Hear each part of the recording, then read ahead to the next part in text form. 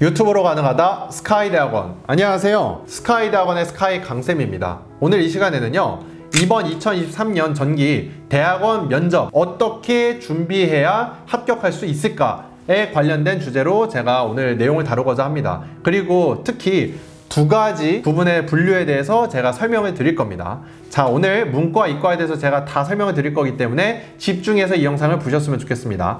첫 번째는요, 제가 서류 기반 면접에 대해서 말씀을 드릴게요. 이거는 이과든 문과든 정말 많이 질문이 나오고 있고요. 특히 서류 기반의 질문이 무엇이냐, 이거에 대해서 많이 궁금해 하시는 분들이 있어요. 이 서류 기반의 질문은요, 인성과 전공 모두 포함이 될 수 있어요. 그러면 가장 여러분들이 대표적으로 준비해야 하셔야 되는 질문에 대해서 몇 가지 먼저 말씀을 드리도록 하겠습니다. 첫 번째는요, 당연히 지원 동기입니다.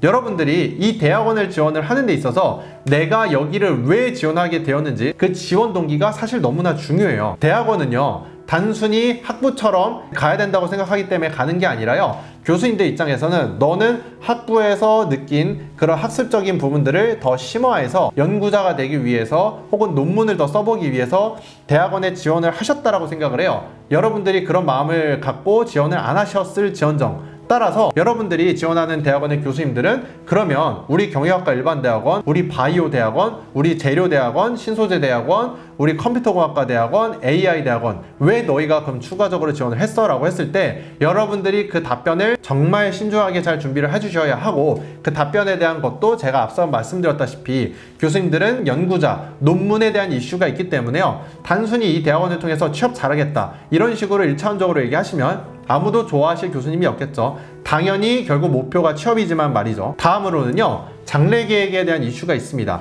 이 장래계획에 대한 이슈는요, 여러분들이 사실 석사로 지원하셨느냐 석박사로 지원하셨느냐에 따라서 다르기도 하죠. 아무래도 석박사로 지원하셨다라고 하면 박사까지 계속 가신다는 전제가 더 있고요. 그러면 연구자 중에서도 박사를 졸업하시기 때문에 정말 심화 연구자로 간다라는 목표가 있겠죠. 그러면 박사 이후에 일반 대기업들도 많이 가시지만요, 일반 대기업뿐만 아니라 정부 관련된 연구원 혹은 교수의 생각이 있다라고 하면 미국이나 해외로 포닥을 더 가겠다라는 장래계획에 대해서 더 크게 이슈를 좀 잡아주셨으면 좋겠고요. 석사만 졸업하시는 분에 한해서는요, 내가 어떤 연구원이 되겠다, 포닥을 가겠다 이런 이슈는 좀 힘들겠죠. 그러면요, 석사 이후에 단순히 대기업 취업하겠다 이런 장래 계획보다는요, 석사 이후에 나만의 어떤 전문성을 갖고 나만의 필드에서 어떻게 실무적으로 일을 해보고 싶다 정도로 얘기하시는 게 어떨까 싶어요. 결국 이게 취업이랑 동일한 말이지만요, 취업사관학교가 아니잖아요. 그래서 어차피 실무에 가서 일을 할 거지만 그거를 취업이라기보다는 실무에서 나의 전문성을 어떻게 발휘를 해보고 싶다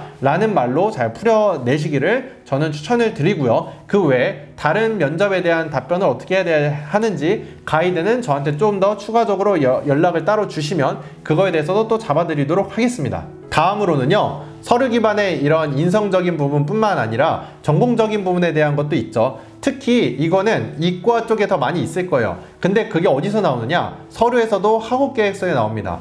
혹은 연구계획서. 여러분들이 이 대학원에 와서 어떻게 연구를 하겠다는 거잖아요. 근데 여기서 단순히 어떤 분들은 과목을 얘기하면서 이 과목에서 그냥 공부를 어떻게 하고 열심히 영어 공부하고 열심히 영어 쓰겠다 이렇게 하는 거는 저는 조금 교수님들 입장에서는 정말 매력적이지 않은 답변이라고 생각을 합니다. 적어도 학업계획이라고 하는 건, 연구계획이라고 하는 건 내가 여기 와서 어떤 연구, 어떤 논문을 써보고 싶다, 어떤 연구 관심 분야가 있다, 이거에 대해서 구체적일 수도 있고 혹은 브로드하게 방향성을 제시를 할 수도 있지만요, 적어도 내가 관심 있는 연구 주제, 연구 분야에 대해서는 그래도 구체적으로 여러분들이 얘기를 하실수록 좋다라는 거.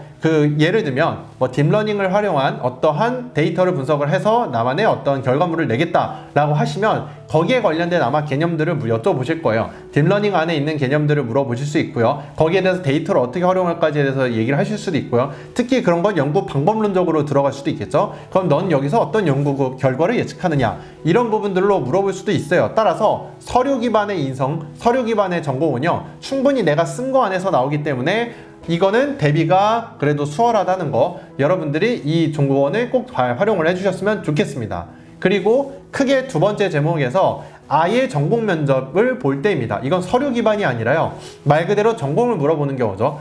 예를 들면요, 기계공학과를 본다고 하시면 4대 역학이 있잖아요. 그 4대 역학 중에서 보통의 학교들이 2개를 선택을 해서 필답고사를 하던가 아니면 면접으로 교수님 앞에서 얘기를 하던가 이런 이슈들이 있고요. 컴퓨터공학과 같은 경우에도요, 자료구조, 컴퓨터구조, 알고리즘 이런 과목들 중에서 하나에서 2개를 선택을 해서 필답고사나 교수님 앞에서 이야기를 하는 경우, 신소재공학과도 그렇고요. 따라서 이런 경우에는요, 여러분들이 지원하는 학교에 전공 면접을 보는지 서류 기반이 아니라 정말 필답고사나 전공 면접이 따로 있는지를 확인을 하시고요. 그거 기반으로 기출을 찾으셔야 돼요. 근데 기출은 사실 매년 같다라고 얘기를 할 수는 없어요. 하지만 기출을 확인하시면 이 대학원에서 어떤 부분의 수준의 전공 질문을 한다라는 걸 알 수가 있기 때문에요. 그걸 판단해서 전반적으로 기출 기반으로 해서 더 확장된 전공 개념들을 다 정리를 하시는 것을 추천을 드리고요. 혹시 추가적으로 이런 전공적인 부분에 대해서 기출이 필요하시면 연락을 주시면 저희가 그런 부분도 도움을 드릴 수 있는 거는